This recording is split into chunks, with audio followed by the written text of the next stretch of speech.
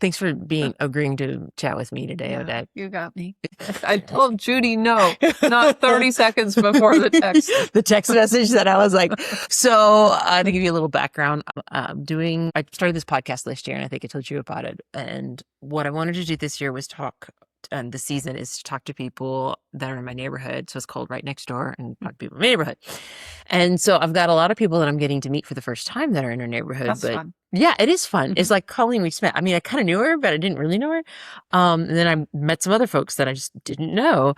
But we know each other. We've gone on vacation together. You're trying to shock me to go to that country on a vacation together.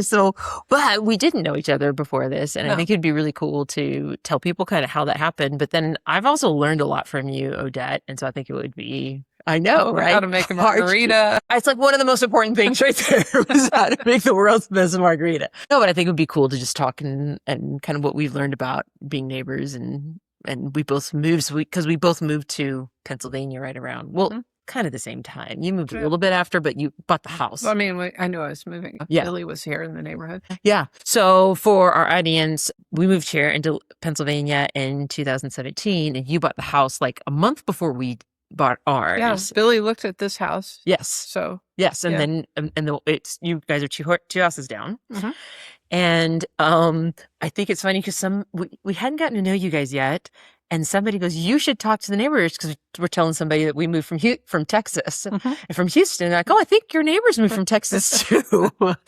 And then we got to know. I don't remember how we met. Did we meet Billy first? Or did we meet? I think we might have met you when you came by. We were here with Joanna. I don't know, because that first year was kind of weird. The first year we only came at Christmas, and it was 12 degrees, and it was cold. We had no furniture, so we went to New York so we could stay in a hotel. Yes. And do fun things. When it was 10 degrees in New York. Yeah. We did not. We didn't this go is home something. This is something I want to move there. No. This is something that we've had to get used to coming from Houston because, yes, winter in Houston is like the best time of year to be in Houston. Summer is not. Yes. I like summer in Houston.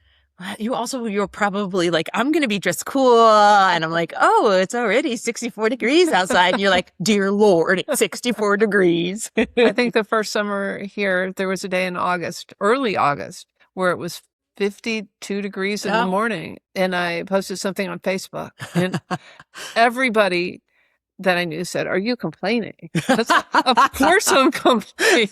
Of course I'm complaining. It always cracks me up because in the summer, we'll get the fire pit going and it's still like 70 degrees out. It's not fire pit weather yet. It's not. She's like, it's too cold. It's not warm enough. Odette comes tromping into the yard with like a coat and a parka. It's not that bad. But, so we kind of had to know each other and we started talking. But I remember when you guys moved, we finally got to just start chatting and you're like, "Oh, you moved from Houston." And then we were like, "Oh, yeah, we moved from Houston." No, not far. Not far. Well, not far. And you were really close to where my sister lived. Yeah. You were like 3 miles from where my sister lived. Really close. Didn't know her though. No, didn't know her. Well, she didn't have kids and going to school because you were teaching in Cyprus. In Cyprus. Mm-hmm. Yeah. In Houston for a while. And then you moved here and you have 4 kids. Yes. And you moved here with the youngest in tow. Yes. And they like to follow you, don't they? She was still in high school. She was still in high school, but I mean the rest of them eventually, except for Ricky, but the rest of them. Well, Ricky's going to move to Aberdeen in 2 weeks. Yes. Yeah. So that's exciting. Yep. So you're going to have the whole gaggle here within driving distance. Yes. So that's fun. At least temporarily. Yeah. Yeah, that's fun. So I think it's I thought it was so funny. It's unexpected because especially here we found, a couple of things that we found in moving into Lancaster. And one is that it isn't a closed off community, but you've got to make the initiative. Like it's not like the South. No. Yeah. And here, Houston, things are far away. They're in another country or Chicago or something. And here, when things are far away, it's in Mount Joy. It's a very big difference. When people will be like, "Oh, I don't go into town," and I'm like, 6 miles that way? Which town? Yeah, 6. It's like literally 6 miles that way, but you're not going to town. Mm-hmm. And, yeah. Or you want, what did somebody say? I was friends with me here. Like somebody said, "You going to town? Are you trying to get shot?" It's Lancaster. This is not New York City or like Bogota or something. Yeah. No. Yeah. So, but it was, I think we also found like in the South, people will do a lot of the outreach to you. Like, Right. there's a lot more just kind of open friendliness. And here we really had to make the effort. Here it's a lot more family. And so Yes, everybody's that's time true. is filled with family because they never moved away. Yes, they all lived in the same. Right. They still live here.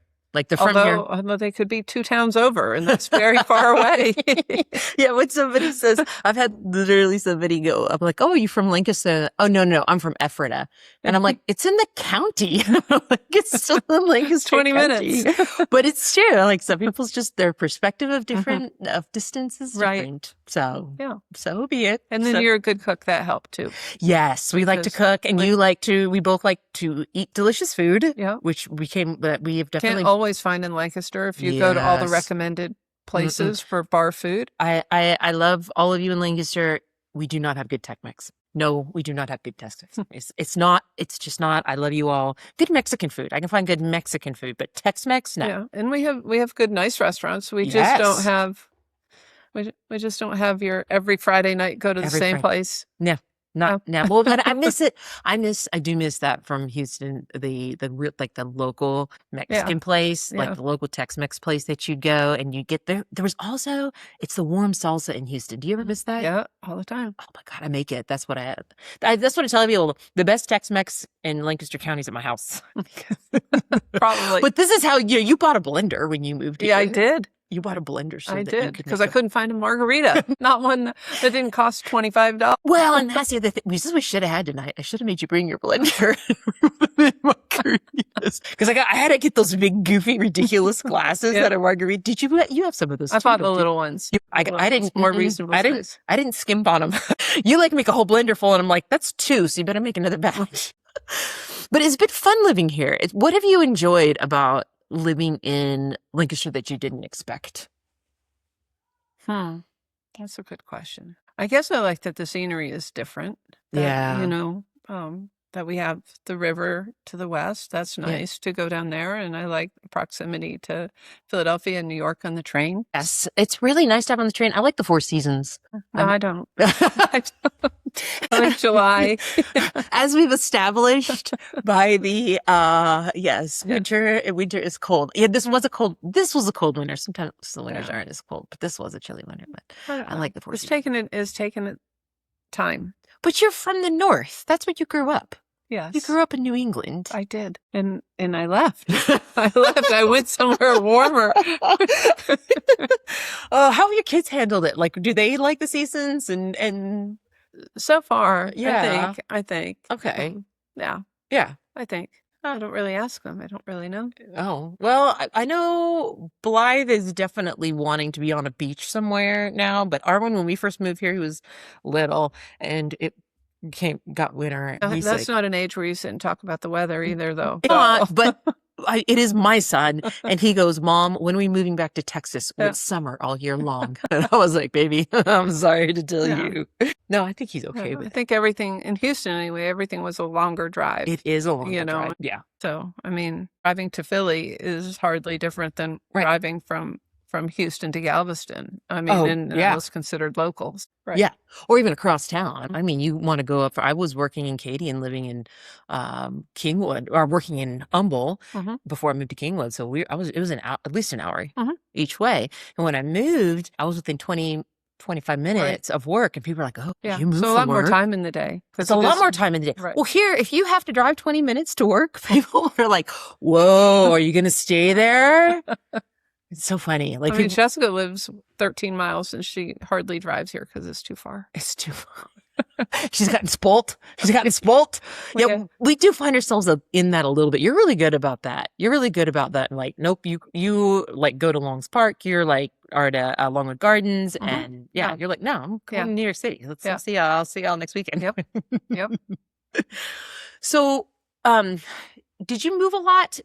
Before you moved here? I mean, you lived in New England, you lived in Houston, you lived here, but did you move a lot? After college, I lived in Massachusetts, but then I moved to Texas. And then, what happened in Texas? Well, this is hard. Billy and I bought our first house in Texas, in north of Dallas. So we had a little starter home in Bill. And we bought I didn't All our realize. neighbors went from that little neighborhood to like a neighborhood a mile away because we all needed a bigger house after a couple of years of having kids. And then we didn't stay in that house long because we moved to Houston, and then we stayed there 25 years. Yeah. But I didn't move as a child. Yeah. Which, by the way, I don't know if I knew Damien's sister still lives in Louisville. That's yes, funny. I know. That is it's funny. very serendipitous that we met. Every time, well, because Billy, your husband, grew up in Oklahoma, and in the middle of nowhere. In the middle of nowhere, which is right next in the middle, next to my cousins. Next to your middle of nowhere. It is really funny when we meet people. I mean, especially when you meet people from Oklahoma too, because I met somebody else from Oklahoma, and we'll chat every once in a while, and it's like we don't get out much. People will be like, I've never met someone from Oklahoma. I'm like, well, we don't usually leave. They usually hang around, kind of like Lancaster. So when you move, what do you find the like when I moved here, building relationship, I wanted to build a community, and so that was one of the reasons. I mean, we reached out, but I got this advice to like, just invite people over. Yeah, and you did. There were always invitations on the door, all that kind of stuff. Still sometimes leave little origami shrimps on people's doors to invite them over. What are some things that you kind of had to figure out, like when moving to a new place? Because you've really built a lot of relationships. I had to get out there and do stuff. So when I was subbing at the school, I didn't sort of meet my people there, but Joanna was on the tennis team, so I volunteered. I met people there. Still not really my people, although the coach is still my friend, you know? And then with COVID and my mom started working part-time, I've met a lot of people working part-time. It's crazy that there you meet everybody in the world working retail. So you do. And I worked hard to meet those people, and I collect phone numbers, and I say it's never too late to collect friends. Yes, that is so great. It is never too late to collect friends. That's a great advice. That is really good. I like that. I'm going to steal that same. It's never too late to collect friends. Yeah, cool. And I think you're really good about that. You're really good about building that connection and about helping connect other people as well. Well, I moved with only one child. So, you know, I didn't have everybody we left in Houston was somebody that I knew because my kids grew up with their kids and they had school things together and athletics together and activities together. And then we just have Joanna. So, and she was older. I mean, she was a junior in high school. Yeah, junior. Yeah. So she was only here a couple of years. So you kind of had to build that life and those friendships and that community. Then nobody should judge an adult by their fourth child. Well, I just judged you because you had 4 children. No, I'm just kidding. No, I'm just kidding. No, Joanna's fun. We like Joanna. We like Joanna. I like Joanna too. Yes. I hope so. She is the youngest. She's the youngest, which is always a fun. Always they get a bad rap though sometimes. My youngest sister gets a bad rap sometimes. She earned some of it. She did. Just put that out there. She does. I think the youngest definitely earn. They definitely earn some of it. Yeah. So when you moved here, you did have to create that community. But I think you had some good advice, like volunteering. You volunteered to help at the school, to be involved with the things that she was involved in. But then you also found, I think the job, working retail, the job that you found, you've specifically looked for something that could help you build those connections. I just walked in as a customer and they said they were shorthanded and I said, I can do this. Okay. It worked out. Yeah. Yeah. You can still snow to an Eskimo. Can I just say, I go to see Odette whenever I need to buy shoes because Odette will be like, well, have you considered these? I'm like, no, I don't need those. And then I'm like, I need these. And they're my favorite shoes that I own now. So this is something I wanted to actually, in this conversation, talk to you about because you really have a way with working with people. And there's a few things you've told me, and I think it's kind of come natural to you, but I don't know that everybody takes it for granted, especially in retail, of how to treat people and how to help guide them through a decision making. Because a lot of people come into retail situations and they maybe don't know what they want, or they think they know what they want. Yeah. So what are some of the things that you do at the store to help kind of guide people through those decisions? Well, I ask a lot of questions. I see what they're attracted to. I find out if it's real, their attraction to the things they pick up, but then it's more about meeting needs. Yeah. One of the questions that I remember you saying that you asked people is, what are you going to use this for? What are you looking for? And that always struck me because I think, sometimes we ask questions, we're trying to get, we're only dealing with what we're presented in the moment. And that question really makes you look at the end goal of what you're trying to accomplish. And that's something, and even in business, and from working in strategy, I work with a lot of organizations that they'll say something like, I need a report. I need to know this thing. I'm like, well, why do you need to know that thing? Because if you know why you need to know it, then maybe there's another way to show you that information. I also find a lot of our customers are just older, and they look at the prices of the things that we sell, and it's not so much what they want, but it should be useful. It shouldn't be they come in because they want it for a specific thing, but it should be something they can reuse over and over and over and enjoy, and not just feel like they've spent a whole bunch of money for something that is a one-time thing. Yes. And once they realize the value, then they need a lot of things with value. It just works out that way. Well, I think you make people feel good, like you've listened to them, they feel heard, and they feel understood. That you get what I'm trying to, I get what you're trying to accomplish. I get what you want. And there's been times I know you've even talked me and like, don't get the thing. Like, you're just not going to wear it. I try not to upsell, and I try to just sell things I like that I know will work. Yeah. And it was authenticity. You're very genuine and authentic, and telling people like what you think will work for them too. Yeah. When I first started working there, we had a staff meeting, and they were trying to make us all salespeople. And so the owner of the company is like, how many years has everybody been in sales? And my answer was, I've been in sales my whole life. The whole life, you're trying to promote yourself. You're trying to be, I taught middle school math. That's for sure a sales job. Right. No, you really do like math. Yeah. So everybody should say their whole life. Then if you haven't, then you're not putting yourself out there. Yeah. Getting the best back. Yeah. But you do have to put yourself out there. I think that's even like in meeting, like in building friendships and relationships, or putting for your job. Yeah, you have to put yourself out there. Yeah. Be willing to win, willing to lose. Well, yeah.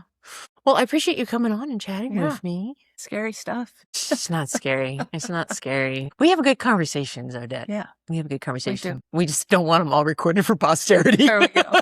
Oh, well, thanks for coming on. Any other advice? Any other seminal advice that you would leave people with? No. You got some good ones in there. No. Put yourself out there. Yeah. Lots of people. Yeah. Best friend could still be out there somewhere. Yeah, there we go. Awesome. Well, thanks for hanging out, Odette. Yeah, thanks.